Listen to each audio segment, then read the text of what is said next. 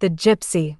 McFarlane had often noticed that his friend, Dickie Carpenter, had a strange aversion to gypsies. He had never known the reason for it, but when Dickie's engagement to Esther Laws was broken off, there was a momentary tearing down of reserves between the two men. McFarlane had been engaged to the younger sister, Rachel, for about a year. He had known both the Laws girls since they were children. Slow and cautious in all things, he had been unwilling to admit to himself the growing attraction that Rachel's childlike face and honest brown eyes had for him. Not a beauty like Esther now, but unutterably truer and sweeter. With Dickie's engagement to the elder sister, the bond between the two men seemed to be drawn closer.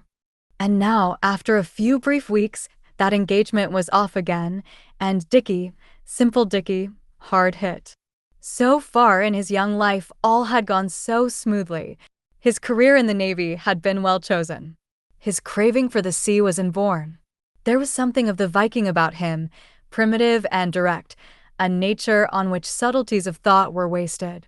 He belonged to that inarticulate order of young Englishmen who dislike any form of emotion and who find it peculiarly hard to explain their mental processes in words. McFarlane, that dour Scot, with a Celtic imagination hidden away somewhere, listened and smoked while his friend floundered along in a sea of words.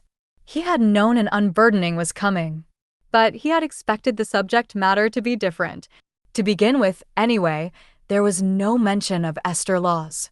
Only, it seemed, the story of a childish terror. It all started with a dream I had when I was a kid. Not a nightmare exactly. She, the gypsy, would just come into any old dream, even a good dream, or a kid's idea of what's good, a party and crackers and things. I'd be enjoying myself no end, and then I'd know that if I looked up, she'd be there, standing as she always stood, watching me, with sad eyes, as though she understood something that I didn't. Can't explain why it rattled me so, but it did. Every time.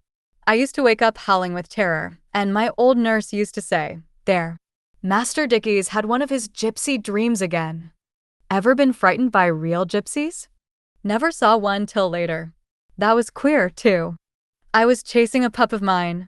He'd run away. I got through the garden door and along one of the forest paths. We lived in the New Forest then. I came to a sort of clearing at the end, with a wooden bridge over a stream. And just beside it a gypsy was standing, with a red handkerchief over her head, just the same as in my dream. And at once I was frightened. She looked at me, just the same look, as though she knew something I didn't, and was sorry about it, and then she said quite quietly, nodding her head at me, "I shouldn't go that way, if I were you." I can't tell you why, but it frightened me to death. I dashed past her onto the bridge. I suppose it was rotten. Anyway, it gave way, and I was chucked into the stream. It was running pretty fast, and I was nearly drowned. Beastly to be nearly drowned. I've never forgotten it. And I felt it had all to do with the gypsy. Actually, though, she warned you against it? I suppose you could put it like that. Dickie paused, then went on, "I've told you about this dream of mine, not because it has anything to do with what happened after, at least, I suppose it hasn't, but because it's the jumping-off point, as it were. You'll understand now what I mean by the gypsy feeling. So I'll go on to that first night at the Laws. I'd just come back from the West Coast then. It was awfully rum to be in England again. The Laws were old friends of my people's. I hadn't seen the girls since I was about 7, but young Arthur was a great pal of mine, and after he died, Esther used to write to me and send me out papers. Awfully jolly letters, she wrote. Cheered me up no end. I always wished I was a better hand at writing back. I was awfully keen to see her. It seemed odd to know a girl quite well from her letters, and not otherwise. Well, I went down to the Law's place first thing. Esther was away when I arrived, but was expected back that evening. I sat next to Rachel at dinner, and as I looked up and down the long table a queer feeling came over me. I felt someone was watching me, and it made me uncomfortable. Then I saw her. Saw who? Mrs. Hayworth, what I'm telling you about. It was on the tip of McFarlane's tongue to say, "I thought you were telling me about Esther Laws." But he remained silent, and Dickie went on. There was something about her quite different from all the rest. She was sitting next to old Laws, listening to him very gravely with her head bent down. She had some of that red tulle stuff round her neck. It had got torn, I think, anyway it stood up behind her head like little tongues of flame. I said to Rachel, "Who's that woman over there? Dark, with a red scarf." "Do you mean Alastair Hayworth?" "She's got a red scarf. But she's fair. Very fair." So she was, you know. Her hair was a lovely pale, shining yellow. Yet I could have sworn positively she was dark. Queer what tricks one's eyes play on one. After dinner, Rachel introduced us, and we walked up and down in the garden. We talked about reincarnation. "Rather out of your line, Dickie." "I suppose it is." I remember saying that it seemed to be a jolly sensible way of accounting for how one seems to know some people right off, as if you'd met them before. She said, "You mean lovers." There was something queer about the way she said it, something soft and eager. It reminded me of something, but I couldn't remember what. We went on jawing a bit, and then old Laws called us from the terrace, said Esther had come, and wanted to see me. Mrs. Hayworth put her hand on my arm and said, "You're going in?" "Yes," I said. "I suppose we'd better, and then. Well? It sounds such rot." Mrs. Hayworth said, "I shouldn't go and if I were you." He paused. "It frightened me, you know. It frightened me badly. That's why I told you about the dream. Because, you see, she said it just the same way, quietly, as though she knew something I didn't. It wasn't just a pretty woman who wanted to keep me out in the garden with her. Her voice was just kind, and very sorry. Almost as though she knew what was to come. I suppose it was rude, but I turned and left her, almost ran to the house. It seemed like safety. I knew then that I'd been afraid of her from the first. It was a relief to see old Laws. Esther was there beside him. He hesitated a minute, and then muttered rather obscurely. There was no question. The moment I saw her, I knew I'd got it in the neck. McFarlane's mind flew swiftly to Esther Laws. He had once heard her summed up as 6'1" of Jewish perfection. A shrewd portrait, he thought, as he remembered her unusual height and the long slenderness of her, the marble whiteness of her face with its delicate down-drooping nose, and the black splendor of hair and eyes. Yes, he did not wonder that the boyish simplicity of Dickie had capitulated. Esther could never have made his own pulses beat one jot faster, but he admitted her magnificence. "And then," continued Dickie, "we got engaged." "At once?" "Well, after about a week. It took her about a fortnight after that to find out that she didn't care after all." He gave a short, bitter laugh. "It was the last evening before I went back to the old ship. I was coming back from the village through the woods, and then I saw her, Mrs. Hayworth, I mean. She had on a red tam o' shanter, and, just for a minute, you know, it made me jump. I've told you about my dream, so you'll understand. Then we walked along a bit. Not that there was a word Esther couldn't have heard, you know." "No." McFarlane looked at his friend curiously. "Strange how people told you things of which they themselves were unconscious." "And then, when I was turning to go back to the house, she stopped me. She said, 'You'll be home soon enough.' I shouldn't go back too soon if I were you. And then I knew that there was something beastly waiting for me, and as soon as I got back, Esther met me and told me that she'd found out she didn't really care." McFarlane grunted sympathetically. "And Mrs. Hayworth?" he asked. "I never saw her again, until tonight." "Tonight?" "Yes, at the Dr. Johnny's nursing home. They had a look at my leg, the one that got messed up in that torpedo business. It's worried me a bit lately. The old chap advised an operation. It'll be quite a simple thing." Then as I left the place, I ran into a girl in a red jumper over her nurse's things, and she said, "I wouldn't have that operation if I were you." Then I saw it was Mrs. Hayworth. She passed on so quickly I couldn't stop her. I met another nurse and asked about her, but she said there wasn't anyone of that name in the home. Queer. Sure it was her? Oh! Yes, you see, she's very beautiful. He paused and then added, I shall have the old op, of course, but in case my number should be up. Rot. Of course it's not. But all the same, I'm glad I told you about this gypsy business. You know, there's more of it if only I could remember. 2. McFarlane walked up the steep moorland road. He turned in at the gate of the house near the crest of the hill. Setting his jaw squarely, he pulled the bell. Is Mrs. Hayworth in? Yes, sir. I'll tell her. The maid left him in a low, long room with windows that gave on the wildness of the moorland. He frowned a little. Was he making a colossal ass of himself? Then he started. A low voice was singing overhead. The Gypsy Woman. Lives on the Moor. The voice broke off. McFarlane's heart beat a shade faster. The door opened. The bewildering, almost Scandinavian fairness of her came as a shock.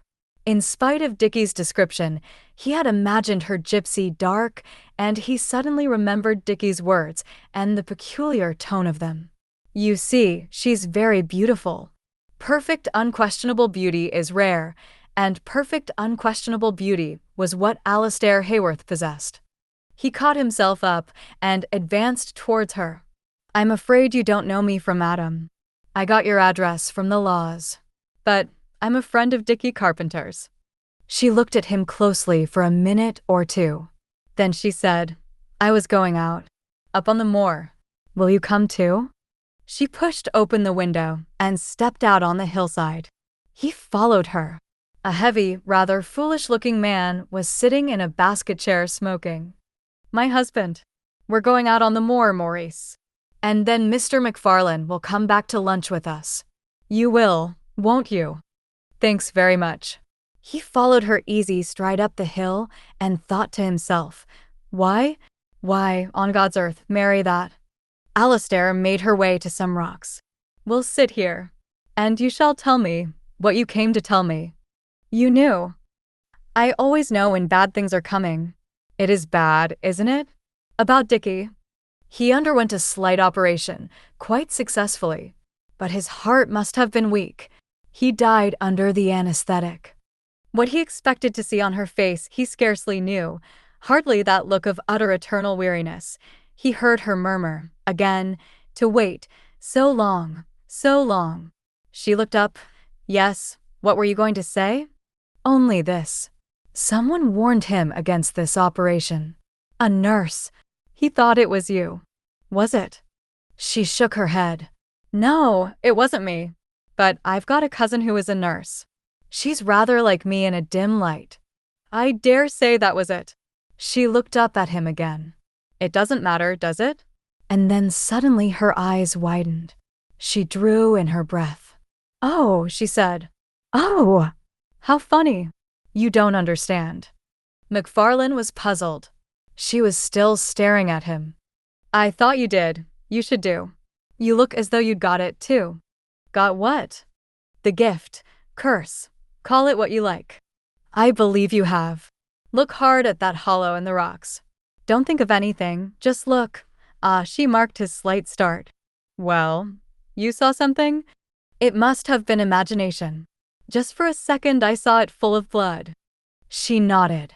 I knew you had it. That's the place where the old sun worshippers sacrificed victims. I knew that before anyone told me. And there are times when I know just how they felt about it, almost as though I'd been there myself, and there's something about the moor that makes me feel as though I were coming back home. Of course it's natural that I should have the gift. I'm a Ferguson. There's second sight in the family.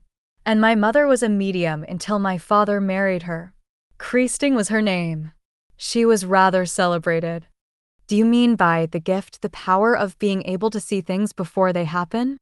Yes, forwards or backwards, it's all the same.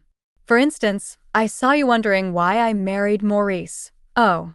Yes, you did. It's simply because I've always known that there's something dreadful hanging over him. I wanted to save him from it. Women are like that. With my gift, I ought to be able to prevent it happening, if one ever can. I couldn't help Dickie. And Dickie wouldn't understand. He was afraid. He was very young. 22.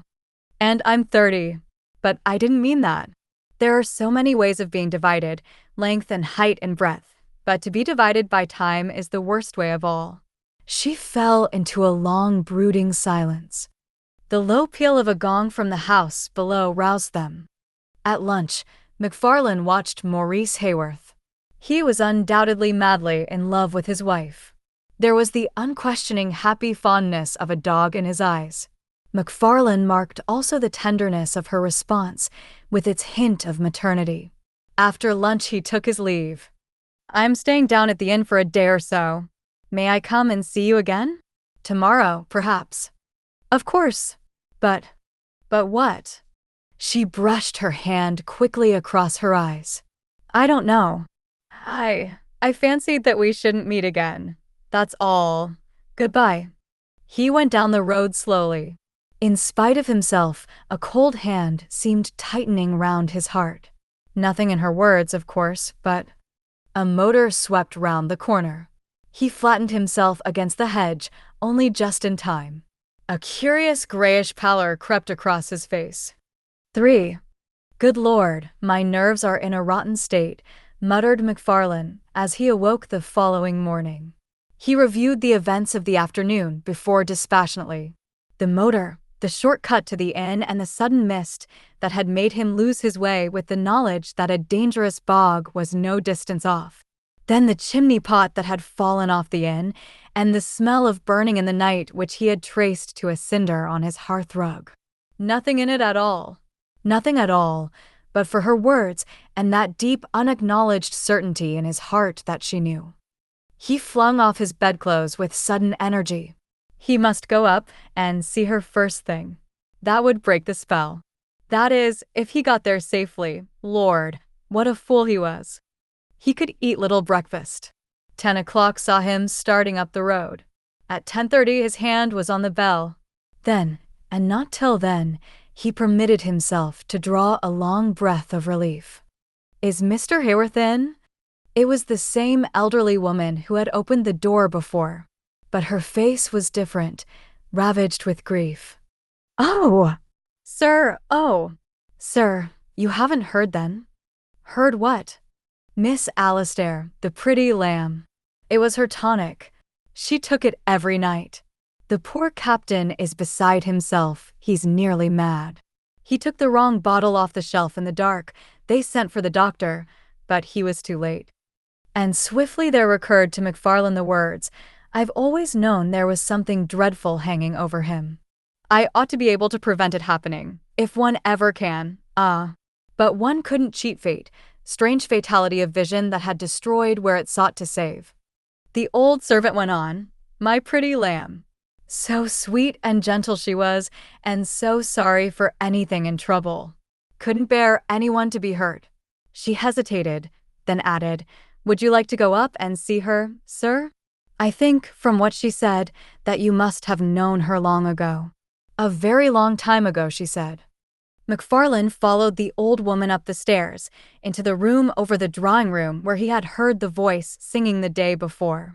There was stained glass at the top of the windows. It threw a red light on the head of the bed, a gypsy with a red handkerchief over her head. Nonsense, his nerves were playing tricks again.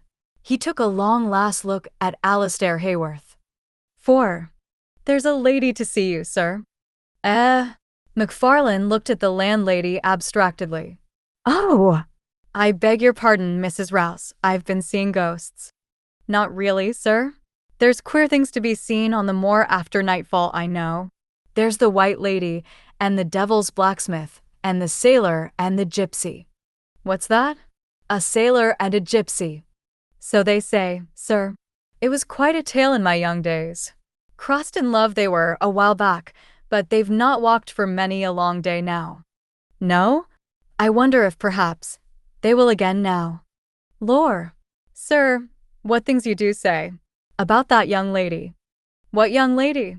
"The one that's waiting to see you. She's in the parlor. Miss Laws, she said her name was." "Oh!" "Rachel." He felt a curious feeling of contraction, a shifting of perspective. He had been peeping through at another world. He had forgotten Rachel, for Rachel belonged to this life only. Again, that curious shifting of perspective, that slipping back to a world of 3 dimensions only. He opened the parlor door. Rachel, with her honest brown eyes. And suddenly, like a man awakening from a dream, a warm rush of glad reality swept over him. He was alive, alive. He thought, there's only one life one can be sure about. This one. Rachel, he said, and, lifting her chin, he kissed her lips.